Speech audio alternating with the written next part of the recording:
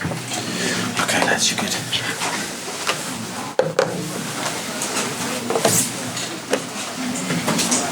Right, we'll split this into two, so we'll take Everton questions first, and then we'll have a separate section for the Southampton game on Sunday, invited until 10 AM tomorrow morning. Keith, start with tonight.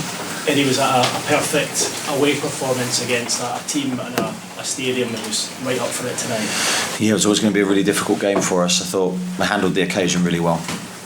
Hostile environment.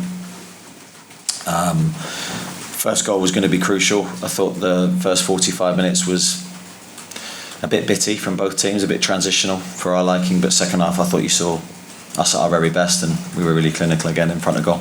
Yeah, the quality of your goals tonight was really special, and it almost felt as though when you made substitutions the team was almost getting stronger. Yeah, I think the confidence was there. It was evident in that second half. Maybe a bit of the edge of the game had gone, but I think we had to earn the right to sort of get to that point because Everton put us under pressure, a lot of long balls, a lot of crosses in our box. I thought we defended our goal really well in that first half, and the first goal was probably our best move, and it came at a good time for us.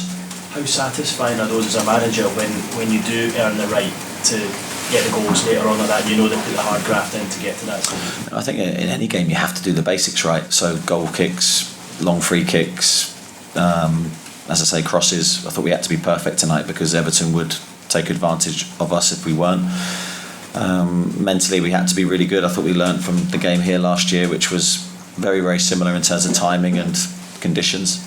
So really positive night for us. We scored some really good goals as well, so really, really pleased with that side of the game too. And your two centre forwards seem to be feeding off each other. When one plays and the other's on the bench, they seem to come on and complement each other. It's like they're both kind of pushing each other to score. I think you mentioned that before. That must be sort of a dream scenario for you as a manager. Yeah, at the moment it is, I think, because I think both players know they can't afford a bad game. The other player is breathing down their neck, and it's very healthy competition at the moment. I think there's a lot of respect between both players. I think they understand how good each other's strengths are. Really pleased with Callum today. He took his first goal really well, massive goal for us. His second goal was an incredible finish, not normally his type of goal, but he proved that he's capable.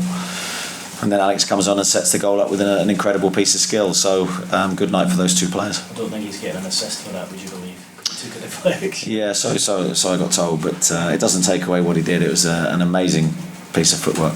And just in general, looking at the week 10-2 for the two matches, goals flowing, keeping it fairly tight at the back, it must be amazing to be part of that and to see what your team are producing. Yeah, I think I'm very proud to be manager of the group. They're individually incredible personalities, and I think that's reflected in the team you're seeing at the moment. We're in a very good place, but we know nothing is taken for granted from our perspective. We've got another tough game and a very quick turnaround. Thank you. Miles and then Scott. Miles?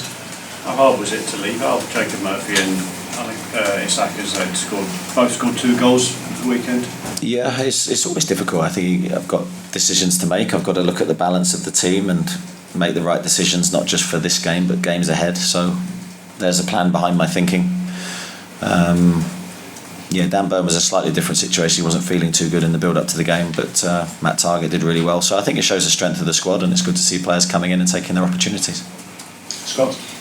There's been a few games now where you've scored goals in real bursts, and you've got a lot of attacking options, but you also have that intensity where when you get on top of a team, you really do turn it on. I mean, how good a quality is that to have, because you know that if you can hang in a game where it goes against you, you can do that to pretty much anyone. And B, is there anything specific that you do to kind of create that 10-minute burst, if you like? I think it's down to our style, to be honest. I think our style is one where we don't want to let our foot off the pedal at any stage of the game. So we play foot down, 100% intensity the whole time. We don't encourage lulls or times where we're dropping off in terms of intensity off the ball or whether looking to score on it. So there's always that drive, I think, from us to look to score at all times, and I think it's a strength at the moment. I think there's always a balance to that, but at the moment we're certainly getting the right side of it. Jordan? You mentioned this before then, Sorry, yeah, I couldn't find you. You mentioned before that the first goal, but just how crucial was that, because the world of the atmosphere here tonight, and so the atmosphere when you got that first goal to build the atmosphere, if you like. Yeah, we knew it was going to be important, and of course we wanted it to be us that got it. I thought it was our best move of the first half, a nice switch of play, right to left. Joelinton does really well, and Callum's in the right place at the right time, so it was probably our best moment of quality in the match to that point. And as you say, it had a desired effect from us, because I think it just knocked the crowd slightly. The second goal is probably another key moment in the game. From there we were very, very good. What does that win do for your season now, and what you want to achieve at the end of the season? Well, it puts us in a lot stronger position. I think we knew the difficulty of the previous two games we've had. Tottenham and Everton are two tough games at any stage of the season, so to get 6 points from that's a great return. We have another game this week which will be equally as difficult, and just in a slightly different way. So quick turnaround. We need to rest and make sure we go again. Just one on short Longstaff. Was there a point in that second half where you were going to take him off? It looked like there was a sort of conversation between you and Keane. Well, I couldn't work out whether he said he needed to come off or wanted to stay on. So in the end, he said he needed to come off. So fingers crossed, it's not too bad. Kieran? It was a very different test to the weekend. Bit of a bear pit here with the fireworks and everything. What did you make of your team showing maybe a different face, a different side of the game? Yeah, I think it's a very good point, because I think when you look at the Tottenham game and analyse it, and you see scoring the amount of goals we did in a short period of time, you then come to a totally different game. I mean, we knew today was going to be chalk and cheese from that game, that environment that we were playing in. So I felt my team needed to reflect that in its performance, and I thought we did, and that's a huge credit to the players for turning up, dealing with the physical challenge, the direct play. Everything that Everton threw at us in that early stage of the game, we dealt with, and then our quality showed. How was Anthony after that? Obviously, you're bringing him on at the end. What was that as an experience for him, do you think? I don't know. I imagine, I'm guessing here, I'd imagine it was difficult for him. I had a chat with him at length yesterday. I was confident that he would be able to handle the environment after speaking with him. I think it was a good time to bring him on, to almost get it out the way for him, really. He's played, it's done. At that stage the game was pretty much over, but I think it was a really good thing for him to mentally just deal with and hopefully move on now and focus on his career for us. Fine. We're all getting our calculators out, but I suppose for you just want to win every game and try and win every game. Yeah, I'd say that's a waste of time with your calculators, but if you want to do it, that's fine. For us, it's just on to the next game. It's can we win our next match, can we get as many points as possible, and then see where we are at the end of the season. Jacob? You said after the West Ham game that you chose Wilson for that game because of his particular goal scoring record, or it factored into it against West Ham.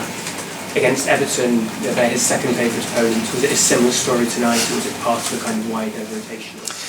I think it was part of a wider rotational, but again I was aware of Callum's record against Everton. I haven't again been the manager for most of those goals that he scored against them. I think his performance today was second to none. It really was. I think mentally he knew it's difficult. He's got to take his opportunity when it comes.